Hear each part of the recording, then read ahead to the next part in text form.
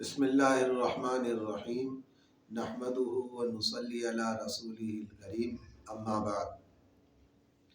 الحمدللہ رمضان المبارک کا مہینہ چل رہا ہے اور اس میں روزے جو ہے ان کو اگر ہم اہتمام سے رکھیں اور جس طریقے سے احادیث کے اندر روزے کے جو آداب بیان کیے گئے ہیں اور جو روزے کے جو حقوق بیان کیے گئے ہیں، اگر ہم ان کی رعایت کرتے ہوئے روزے رکھیں گے تو انشاءاللہ تعالی اللہ تعالیٰ ہمیں وہ تمام فضائل جو احادیث میں آتے ہیں روزہ رکھنے پر، وہ اللہ تعالیٰ ہم کو عطا فرمائیں گے۔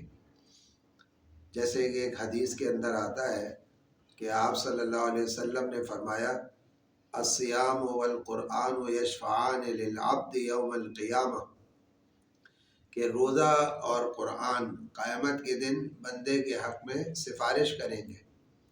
یقول الصیام، روزہ کہے گا اللہ تعالیٰ سے، اے رب منعتہ الطعام والشہوۃ فشفعنی فی، کہ اے اللہ میں نے اس روزے دار کو بھوکا رکھا کھانے سے اور خواہشات سے، تو میرے حق میں جو ہے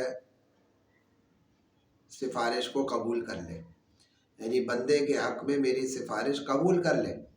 اسی طریقے سے قرآن بھی کہے گا، وَيَقُولُ الْقُرْآنُ اے رب مَنَعْتُهُ النَّوْمَ بِاللَّيْلِ، کہ میں نے اس کو رات کو جگایا، کہ یہ قرآن جو ہے پڑھتا تھا اور رات کو جاگتا تھا، تو فَشَفِّعْنِي فِيهِ، تو لہذا میری سفارش قبول کر لے بندے کے حق میں، تو فَيُشَفَّعَانِ، اللہ تعالیٰ دونوں کی سفارش کو قبول فرمائے گا اور بندے کو جنت میں داخل کر دے گا۔ تو یہ روزہ جو ہے کل قیامت کے دن سفارش کرے گا بندے کے حق میں، اور اللہ تعالیٰ جو ہے اس کی سفارش کو قبول فرمائیں گے۔ تو کتنی بڑی فضیلت ہے کہ روزہ جو ہے یہ کل قیامت کے دن ہمارے حق میں سفارش کرے گا۔ تو یہ روزہ جو ہے اسی وقت سفارش کرے گا کہ جب روزے کے حقوق ادا کیے جائیں اور جو آداب بیان کیے گئے ہیں حدیث میں، روزہ رکھنے کے بعد کن چیزوں کا جو ہے اہتمام کرنا چاہیے کہ جس کی وجہ سے اللہ تعالیٰ بندے کے روزے کو جو ہے قبول کر لیتا ہے، تو ان کا اگر اہتمام کیا جائے تو انشاءاللہ یہ روزہ اللہ کے ہاں قبول ہو جائے گا، اور پھر وہ تمام فضائل جو روزے پر ہیں وہ اللہ ہمیں عطا فرمائیں گے۔ جیسے کہ ایک روزے کا جو ہے وہ ادب اس طریقے سے آتا ہے حدیث میں کہ آپ صلی اللہ علیہ وسلم نے فرمایا کہ من لم یدع قول الزور والعمل به فلیس للہ حاجۃ فی ان یدع طعامہ وشرابہ، کہ جو روزہ رکھ کر بھی جھوٹ نہ چھوڑے اور برے کام نہ چھوڑے، تو اللہ تعالیٰ کو جو ہے کوئی حاجت نہیں ہے اس بات میں کہ وہ اپنے کھانے پینے کو چھوڑ دے۔ تو روزہ رکھ کر ایک آدمی جھوٹ بولتا ہے یا جو ہے برے کام کرتا ہے، جیسے کہ حدیث میں آتا ہے کہ جو روزہ رکھے تو فلا یرفث ولا یسخب، تو وہ نہ بیہودہ باتیں کرے نہ شور و شغب کرے۔ تو لہذا یہ روزے کے آداب ہیں۔ تو لہذا اگر روزہ رکھ کر آدمی جو ہے جھوٹ سے گریز نہ کرے اور دوسری بیہودہ باتوں سے لڑائی جھگڑوں سے گریز نہ کرے تو پھر وہ روزے کا ثواب نہیں ملتا۔ اسی طریقے سے ایک حدیث میں ہے کہ آپ صلی اللہ علیہ وسلم نے فرمایا کہ لیس الصیام من الاکل والشرب انما الصیام من اللغو والرفث، کہ روزہ جو ہے صرف کھانے پینے سے رکنے کا نام نہیں ہے، بلکہ روزہ تو لغویات سے اور جو ہے بیہودہ باتوں سے جو ہے رکنے کا نام روزہ ہے۔ ایک حدیث میں اور آتا ہے کہ آپ صلی اللہ علیہ وسلم نے فرمایا کہ الصیام جنۃ ما لم یخرقھا، کہ روزہ جو ہے ڈھال ہے جب تک کہ اس کو پھاڑ نہ ڈالے۔ کس چیز سے ڈھال ہے؟ کہ فرمایا یستجن بہ العبد من النار، کہ جو ہے وہ دوزخ کی آگ سے بچاؤ کے لیے ڈھال ہے۔ جیسا ایک آدمی جو ہے ڈھال سے اپنی حفاظت کرتا ہے، بچاتا ہے اپنے آپ کو، اسی طریقے سے روزہ رکھ کر بھی اپنے آپ کو جہنم کی آگ سے بچاتا ہے۔ تو یہ روزہ انسان کے لیے ڈھال ہے جب تک کہ اس کو پھاڑ نہ ڈالے۔ ایک حدیث میں آتا ہے کہ صحابہ نے پوچھا بما یخرقھا کہ یہ روزہ کس چیز سے پھٹ جاتا ہے؟ فرمایا کہ بکذب او غیبت، یہ جھوٹ سے یا فرمایا کہ غیبت سے یہ روزہ پھٹ جاتا ہے، یعنی کہ روزے کا جو ثواب ہے وہ ختم ہو جاتا ہے۔ آپ صلی اللہ علیہ وسلم کے دور میں 2 عورتوں نے روزہ رکھا، اور روزہ رکھنے کے بعد ان کی جو ہے حالت جو ہے وہ ایسی ہو گئی کہ وہ گویا کہ مرنے کے قریب ہو گئی، اور روزہ جو ہے ان سے برداشت نہیں ہو رہا تھا۔ کسی نے عرض کیا آپ صلی اللہ علیہ وسلم سے آ کر، تو آپ صلی اللہ علیہ وسلم نے ان کو بلوایا اور ایک برتن منگوایا اور کہا کہ اس میں قے کرو، الٹی کرو۔ تو انہوں نے جو ہے الٹی کی، تو لہذا جو ہے اس میں سے ان کے منہ سے جو ہے وہ تازہ گوشت نکلا، پیپ نکلی جو ہے وہ، اور برتن جو ہے دونوں کی الٹی کرنے سے بھر گیا۔ تو آپ صلی اللہ علیہ وسلم نے فرمایا کہ انہوں نے حلال چیز سے روزہ رکھا لیکن سارا دن حرام کھاتی رہی۔ کیا حرام کھایا؟ کہ جو ہے مسلمانوں کی، لوگوں کی غیبت کرتی رہی۔ تو جو غیبت کرتا ہے وہ ایسا ہے جیسے کہ کسی مردہ بھائی کا گوشت کھائے، کیونکہ قرآن مجید میں اللہ تعالیٰ فرماتے ہیں کہ وَلَا يَغْتَبْ بَعْضُكُمْ بَعْضًا، کہ کوئی کسی کی غیبت نہ کرے، یعنی کہ پیٹھ پیچھے کوئی کسی کی برائی نہ کرے۔ فرما أَيُحِبُّ أَحَدُكُمْ أَن يَأْكُلَ لَحْمَ أَخِيهِ مَيْتًا، کیا تم میں سے کوئی اس بات کو پسند کرتا ہے کہ اپنے مردار بھائی کا گوشت کھائے؟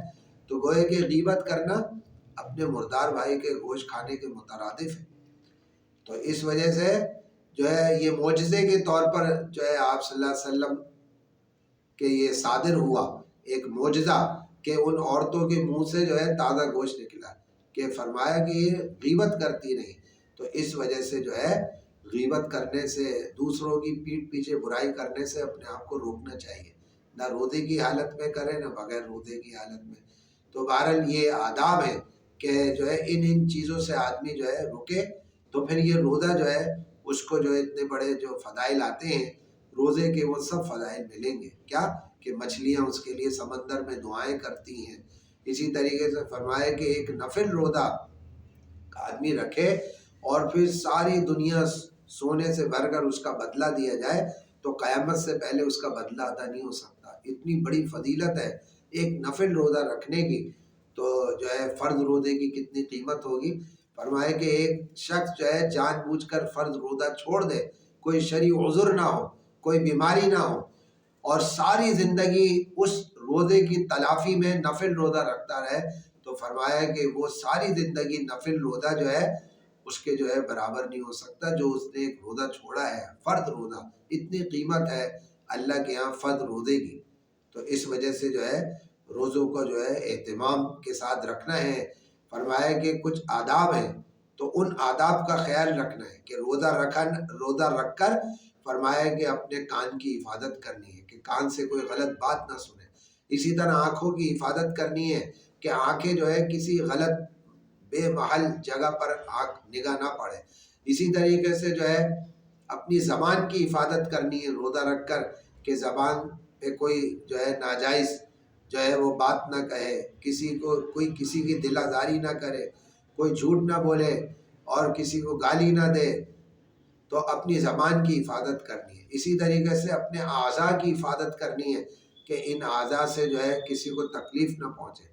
اسی طریقے سے فرمایا کہ ایک ادب یہ بھی ہے کہ آدمی حلال چیزیں سے افطار کرے، حلال چیزوں سے سحری کرے، کوئی لقمہ جو ہے حرام کا جو ہے منہ میں نہ جائے، اور اس طرح حرام جو ہے کس سے جو ہے افطاری نہ ہو۔ تو یہ تمام چیزوں کی جو ہے رعایت کرتے ہوئے روزہ رکھے گا تو پھر اتنے بڑے فضائل ہیں جو احادیث میں آتے ہیں کہ روزہ جب رکھتا ہے فرمایا جنت کی حوروں سے اس کا نکاح کر دیا جاتا ہے۔ روزہ جب یہ رکھتا ہے تو فرمایا کہ جو ہے جنت میں اللہ نے خاص دروازہ بنایا ہے روزے داروں کے لیے، صرف روزے داروں کی اس دروازے سے انٹری ہوگی، اس روزے داروں کے علاوہ کوئی جو ہے اس دروازے سے جو ہے داخل نہیں ہو سکتا۔ جب وہ داخل ہو جائیں گے تو وہ دروازہ بند کر دیا جائے گا۔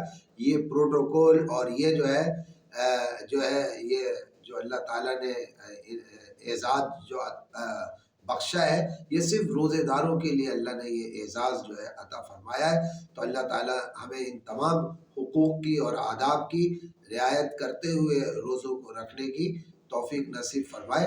وآخر دعوانا الحمد للہ۔